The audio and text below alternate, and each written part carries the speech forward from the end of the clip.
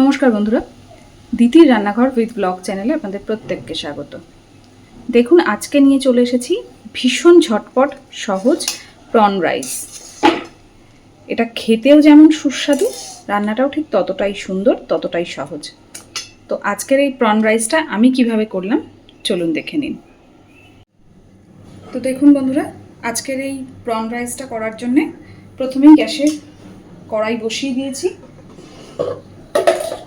এবার এর মধ্যে দিয়ে দেবো পরিমাণ মতো সাদা তেল।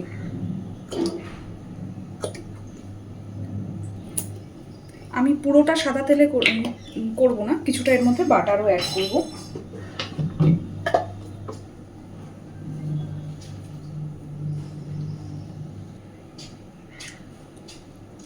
ওই তেলের মধ্যে এবার দিয়ে দিচ্ছি 1 চামচ বাটার। আপনারা চাইলে এই রান্নাটা পুরোটাই বাটারে করতে পারেন বা পুরোটাই সাদা তেলে করতে পারেন, কিন্তু একটু বাটার দিলে তার সেন্টটা এবং টেস্টটা দুটোই একদম আলাদা হয়। এবার বাটারটা মেল্ট করে নেব ভালোভাবে, আর তেলটাও ভালোভাবে, এটা টোটালটাই গরম হয়ে যাবে।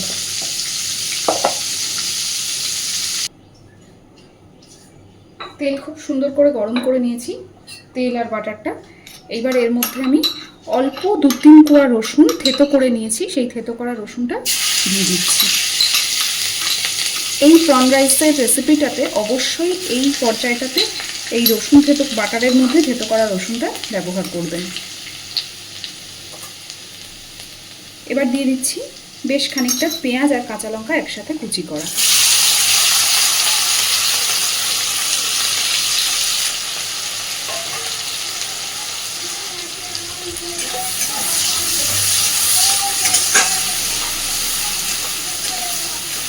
একই সাথে চিংড়ি মাছটাও আমি এখানে দিয়ে দেব।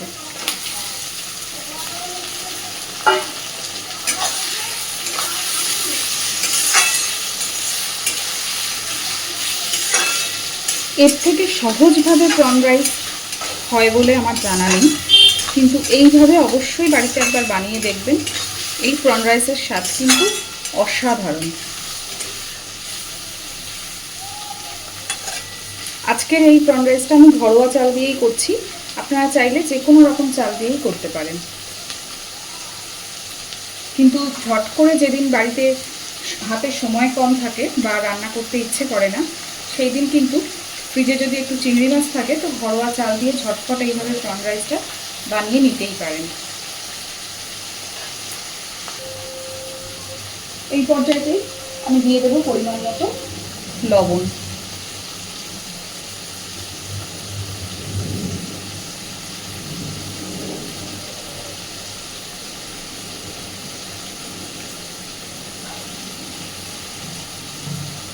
আমি একেবারেই ভাতের পরিমাণের লবণটাই এখানে ব্যবহার করেছি। আর দিয়ে দেব সামান্য একটু কাশ্মীরি লঙ্কার গুঁড়ো কালারের জন্য।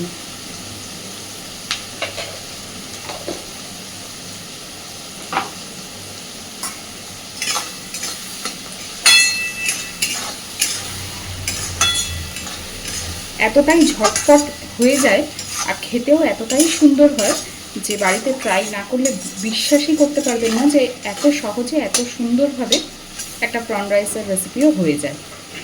তো দেখুন, সব কিছু আমার সুন্দর ভাজা হয়ে গেছে। আর পেঁয়াজটাকে আমি এরকম স্বচ্ছই একটু রাখবো, খুব বেশি লালচে করে ভাজবো না। এই পর্যায়েতেই আমি ভাতটা এর মধ্যে দিয়ে দেব।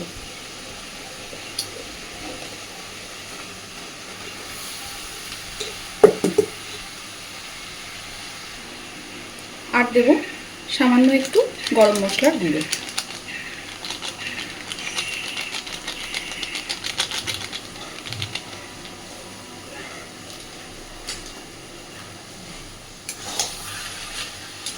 এইবার গ্যাসের ফ্লেমটাকে মিডিয়াম টু লোতে রেখে একটু সময় নিয়ে সুন্দর করে সব কিছুকে মিশিয়ে নেব। যে কোনো দিন ডিনারে বলুন বা লাঞ্চে বলুন বা স্কুলের টিফিনে বা অফিসের টিফিনেও কিন্তু ঝটপট খুব চটজলদি এইভাবে প্রন রাইস বানিয়ে দিয়ে দিতে পারেন।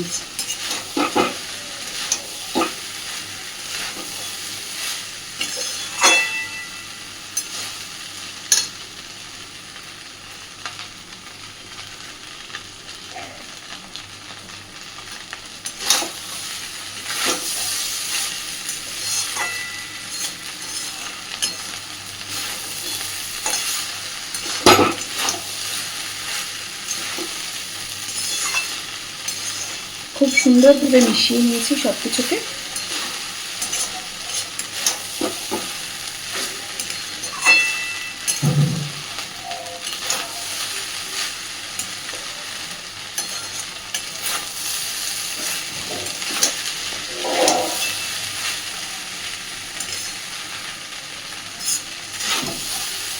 এবার আমি গ্যাসের ফ্লেমটা অফ করে দেব। অফ করে দিয়ে ঢাকা দিয়ে আমি মিনিট 10 এটাকে এইভাবেই রেখে দেব, তারপর সার্ভ করব। তো আজকের খুব ইজিভাবে এই প্রন রাইসের রেসিপিটা আপনাদের কেমন লেগেছে আমাকে অবশ্যই জানাবেন, আর বাড়িতে এইভাবে একবার ট্রাই করে দেখবেন। আর প্লিজ আমার চ্যানেলটাকে লাইক, শেয়ার এবং সাবস্ক্রাইব করে আমার পাশে থাকবেন। ধন্যবাদ।